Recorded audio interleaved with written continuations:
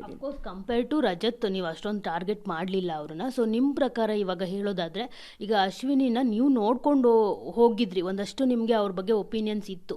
ಅದೇನಾದರೂ ಈಗ ನಿಮಗೆ ಬದಲಾಗಿದ್ರೆ ಯಾಕೆ ಅಂತ? ಯಾಕಂದರೆ ಒಳಗಡೆ ಇರೋದೇ ಒಂಥರ, ಹೊರಗಡೆ ತೋರಿಸ್ತಿರೋದೇ ಒಂಥರ, ಆ ಥರದ್ದೇನಾದರೂ ಇದೆಯಾ ಅಂತ? ಇಲ್ಲ, ಒಳಗಡೆ ಒಂಥರ ಇರ್ತಾರೆ, ಹೊರಗಡೆ ತೋರಿಸ್ತಿರೋದು ಒಂಥರ ಅಂತ ನಾನು ಅನ್ಸಲ್ಲ.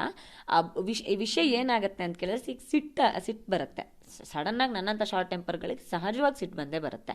ಸಿಟ್ಟು ಬಂದಾಗ ನಾವೇನೋ ಮಾತಾಡಿರ್ತೀವಿ, ಆಮೇಲೆ ಕೂತ್ಕೊಂಡು ಸರಿ ತಪ್ಪುಗಳನ್ನು ಅಳತೆ ಹಾಕ್ತೀವಿ. ಎಷ್ಟು ಸರಿ, ಯಾರು ಮಾಡಿದ ತಪ್ಪು, ಇದೆಲ್ಲವೂ ನಮಗೆ ಗೇಜ್ ಮಾಡೋಕ್ಕಾಗುತ್ತೆ. ಸೊ ಆ ಸಂದರ್ಭದಲ್ಲಿ ನಾವು ಒಂದಷ್ಟು ಮತ್ತೆ ಸರಿ ಮಾಡ್ಕೊಳ್ತೀವಿ. ಎಲ್ಲ ಒಂದು ಕಡೆ 1.5 ಗಂಟೆ ಕಾಲಾವಕಾಶದಲ್ಲಿ ನಾವೆಲ್ಲ ಸರಿಯಾಗಿ ಕೂತ್ಕೊಂಡು ಮಾತಾಡಿರೋದು, ತಪ್ಪು ಅಂತ ಕ್ಷಮೆ ಕೇಳಿರೋದು ಟೆಲಿಕಾಸ್ಟ್ ಆಗದೆ ಇರ್ಬೋದು. ಹಂಗಂತ ನಾವು ಇಲ್ಲದೆ ಇರೋದನ್ನ ಹೊರಗಡೆ ಪೋಟ್ರೆ ಮಾಡ್ತಾರೆ ಅಂತ ನಾನು ಹೇಳೋದಿಲ್ಲ. ಎಲ್ಲ ಮನುಷ್ಯಂಗೂ ಅದೊಂದು ಇದಿರುತ್ತೆ. ಸಿಟ್ಟು ಬಂದಾಗ ನಾವು ಕೋಪ ಮಾಡ್ಕೋತೀವಿ. ಈಗ ಮನೆಯಲ್ಲೂ ನಾವು ಜಗಳ ಆಡ್ತೀವಿ, ನೆಕ್ಸ್ಟ್ ಸೆಕೆಂಡ್ ಸರಿ ಆಗ್ತೀವಿ.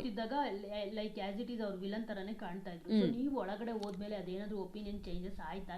ಇಲ್ಲ ಅದೇ ತರ ಇದೆಯಾ ಅಂದ್ರೆ ನೋಡಿ, ನಾನು ಇರೋ ತನಕನೂ ಅವ್ರು ಬೇರೆ ತರ, ನಾನು ಹೋಗೋ ತನಕನೂ ಅವ್ರು ಬೇರೆ ತರನೇ ಇದ್ರು. ಯಾಕಂದ್ರೆ ನಾನು ವಿವರ ಆಗಿ ನೋಡಿದಾಗ ನಂಗೆ ಬೇರೆ ತರನೇ ಕಾಣಿಸೋರು. ಒಳಗಡೆ ಹೋಗೋಷ್ಟರಲ್ಲಿ ಒಂದಷ್ಟು ಅವ್ರು ಕೂಲ್ ಡೌನ್ ಆಗಿದ್ರು. ವೀಕೆಂಡ್ ಎಪಿಸೋಡ್ಸ್ಗಳಿಂದ ಸುದೀಪ್ ಸರ್ ಹೇಳ್ತಿದ್ದ ಏನು ಇನ್ಪುಟ್ಸ್ಗಳನ್ನ ತೊಗೊಂಡು ಒಂದಷ್ಟು ಕೂಲ್ ಡೌನ್ ಆಗಿದ್ರು. ಸೊ ನಾನು ಹೋಗೋಕ್ಕಿಂತ ಮುಂಚೆ ಅವ್ರು ಹೇಗಿದ್ರು ನಂಗೆ ಅದು ಗೊತ್ತಿಲ್ಲ. ಹೋದ ನಂತರದ ಅಭಿಪ್ರಾಯ ಬದಲಾಯ್ತಾ ಅಂತ ಕೇಳಿದ್ರೆ, ಅದಕ್ಕಿಂತ ಮುಂಚೆ ನಾನು ಇದ್ದಿದ್ರೆ ನಂಗೆ ಅದು ಅಭಿಪ್ರಾಯ ಬದಲಾಯಿತು ಅಂತ ಹೇಳ್ಬೋದಾಗಿತ್ತು. ಆ್ಯಸ್ ಎ ವೀವರ್ ನಾನು ನೋಡ್ಕೊಂಡು ಹೋಗಿದ್ದೀನಿ. ಅಲ್ಲಿಂದ ಹೋದ ತಕ್ಷಣ ಒಂದು ಸ್ವಲ್ಪ ಚೆನ್ನಾಗಿ ಮಾತಾಡೋರು, ಕೂಲಾಗಿರೋರು, ಮತ್ತು ಮನೆಯವರೇ ಹೇಳ್ತಾ ಇದ್ರು ಆ ವೀಕೆಲ್ಲ ಕಿಚನ್ಗೆ ಬರ್ತಾ ಇದ್ರು, ಹೊಂದ್ಕೊಳ್ಳೋ ಪ್ರಯತ್ನ ಮಾಡ್ತಾ ಇದ್ರು ಅಂತ. ಸೊ ಅವ್ರು ಬದಲಾದ್ರೆ ಅಥವಾ ಅವ್ರು ಹಾಗೆ ಇರೋದ ಗೊತ್ತಿಲ್ಲ. ಯಾಕೆಂದ್ರೆ ಕೆಲವು ಸಲ ಏನಾಗುತ್ತೆ, ಯಾರು ನಮ್ಮ ಹತ್ರ ಹೇಗೆ ನಡ್ಕೊಳ್ತಾರ ಆ ರೀತಿ ನಮ್ಮ ಬಿಹೇವಿಯರು ಇರುತ್ತೆ. ಸೊ ನೀವು ನನ್ನ ಹತ್ರ ಚೆನ್ನಾಗಿ ನಡ್ಕೊಂಡ್ರೆ ನಾನು ಚೆನ್ನಾಗೇ ಮಾತಾಡ್ತೀನಿ. ನೀವು ನನ್ನ ಹತ್ರ ಅಹಂಕಾರದಲ್ಲಿ ಮಾತಾಡೋದು, ನಾನು ಅದರ ದುಪ್ಪಟ್ಟು ಅಹಂಕಾರದಲ್ಲಿ ಮಾತಾಡ್ತೀನಿ. ಕೆಲವ್ರ ನೇಚರ್ ಹಂಗಿರುತ್ತೆ. ಇನ್ನು ಕೆಲವರು ಎಷ್ಟು ಅಹಂಕಾರದಲ್ಲಿ ಮಾತಾಡಿದ್ರು ನಾವು ಹಂಗೆ ಇರ್ತೀವಿ ಅನ್ನೋ ಥರನೂ ಇರ್ತಾರೆ. ಸೊ ಒಬ್ಬೊಬ್ಬರ ನೇಚರಿಗೆ ತಕ್ಕಂಗೆ ಅವ್ರನ್ನ ವಿಲೇನೋ ಹೀರೋ ನಾವು ಮಾಡೋಕ್ಕಾಗಲ್ವಲ್ಲ. ಹಾಗಾಗಿ ನಂಗೆ ಅವರ ಬಗ್ಗೆ ಅಭಿಪ್ರಾಯ ಒಳಗಡೆ ಏನಿದೆ ನಂಗೆ ಗೊತ್ತಿಲ್ಲ. ಅವ್ರು ಹೊರಗಡೆ ಬಂದಮೇಲೆ ಏನಾದರೂ ಸಿಕ್ಕಿದ್ರೆ ಆವಾಗ ನಂಗೆ ಗೊತ್ತಾಗ್ಬೋದು. ಯಾಕಂದರೆ ಕ್ಯಾಮ್ರಾ ಇದ್ದಾಗ ಎಲ್ಲರೂ ಹೆಂಗಿರ್ತಾರೆ ಅನ್ನೋ ನಮಗೂ ಗೊತ್ತಿರಲ್ವಲ್ಲ. ಸೊ ಅದು ಆ ವಿಷಯದಲ್ಲಿ ನಾನು ಅವ್ರ ಬಗ್ಗೆ ಯಾವ ಜಡ್ಜ್ಮೆಂಟು ಕೊಡೋದಿಲ್ಲ ಅಂತ. ಸೊ ಇವಾಗ ಕಿತಾಪತಿ ಹೆಂಗಸ್ರೆ ಇಷ್ಟು ದಿನ ಜಾಹ್ನವಿ ಮತ್ತು ಅಶ್ವಿನಿ ಅವ್ರಿಗೆ ಮಾತ್ರ ಹೇಳ್ತಾ ಇದ್ರು, ಈಗ ನೀವು ಹೊಸ ಸೇರ್ಪಡೆ, ಗಿಲ್ಲಿ ಅವರು ನಿಮ್ಮನ್ನು ಕೂಡ ಸೇರ್ಪಡೆ ಮಾಡಿದ್ದಾರೆ.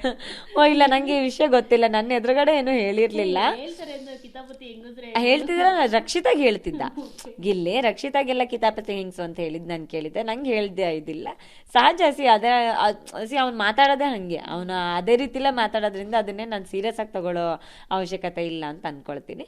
ಮತ್ತು ಒಳ್ಳೇದಲ್ವಾ. ಯಾವುದೇ ವಿಷಯದಲ್ಲಿ ಬಿಗ್ ಬಾಸ್ ಮನೆಗೆ ನೀವು ಹೋಗ್ತೀರಾ ಅಂದರೆ ಅಲ್ಲೇನು ಸುಮ್ಮನೆ ಕೂತ್ಕೊಂಡು ಇದು ಮಾಡೋಕ್ಕಂತೂ ಹೋಗಿರಲ್ಲ. ನೀವು ಆಟ ಆಡೋಕ್ಕೆ ಅಂತಲೇ ಹೋಗಿರ್ತೀರ, ಡಿಫ್ರೆಂಟ್ ಜಾನರ್ನ ಟ್ರೈ ಮಾಡೋ ಪ್ರಯತ್ನ ಮಾಡ್ತಿರ್ತೀರ.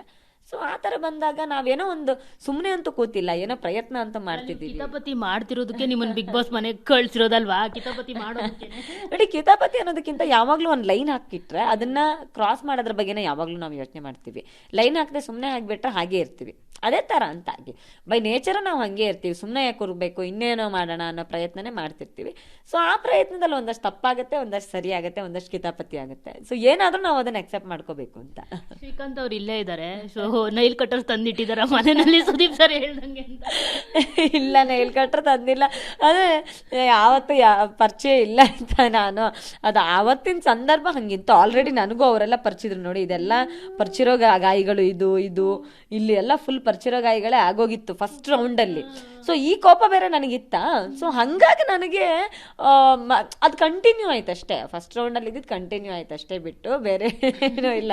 ಮತ್ತು ಏನಾಗುತ್ತೆ, ಅವ್ರು ವೆಯ್ಟ್ ಹಂಗಿದ್ದಾರೆ. ಅರೌಂಡ್ ಒಂದು 80 ಕಿಲೋಸ್ ಇರೋರು ಡೈರೆಕ್ಟಾಗಿ ಬಂದು ನಮ್ಮ ಬಾಡಿ ಮೇಲೆ ಕೂತಾಗ ಅದನ್ನು ತಡ್ಕೊಳೋಕ್ಕಾಗಲ್ಲ. ಸೇಮ್ ಆ್ಯಸ್ ಕಾವ್ಯ ಕೂಡ ಅದನ್ನೇ ಹೇಳ್ತಾ ಇದ್ದು. ನೆಕ್ಸ್ಟ್ ರೌಂಡ್ದು ನಿಲ್ಲೆ ಕಾವೇರಿ ಆಟ ಆಡುವಾಗಲೂ ಅಶ್ವಿನಿ ಅವ್ರು ಬಿದ್ದಾಗ ಆ ವೆಯ್ಟ್ ತಡ್ಕೊಳಕ್ಕೆ ಆಗ್ತಿರ್ಲಿಲ್ಲ. ನೀವು ಅದೊಂಥರ ಸರ್ವೈವಲ್ ಪ್ರಶ್ನೆ ಆಗೋಗ್ಬಿಡುತ್ತೆ. ನಿಮ್ಗೆ ಉಸಿರುಗಟ್ಟುತ್ತೆ, ನೀವು ಕೂತ್ಕೊಂಡಿದ್ದೀರ, ಎದ್ದೇಳಕ್ಕಾಗಲ್ಲ ಅಂತಂದಾಗ ನೀವು ಅವ್ರನ್ನ ಎಬ್ಬಿಸ್ಬೇಕು ಅನ್ನೋ ಪ್ರಯತ್ನ ಮಾಡುವಾಗ ಸಹಜವಾಗಿ ಅದು ಮನುಷ್ಯನಿಗೆ ಈ ಹಲ್ಲು ಮತ್ತು ಉಗುರು ಇದೆಲ್ಲ ಒಂಥರ ಏನು ಕೊನೆ ಅಸ್ತ್ರಗಳಂತೆ ಅವನನ್ನು ಬಚಾವ್ ಮಾಡ್ಕೊಳ್ಳೋದಕ್ಕೆ. ಆ ರೀತಿ ಆಟ ಆಡುವಾಗ ನೋವಾಗಿದ್ದಕ್ಕೆ ಮಾಡಿದ್ದೀನಿ ಹೊರತು ನಿಜವಾಗ್ಲೂ ಅಶ್ವಿನಿ ಅವ್ರಿಗೂ ನನಗೂ ಯಾವುದೇ ದ್ವೇಷ ಖಂಡಿತ.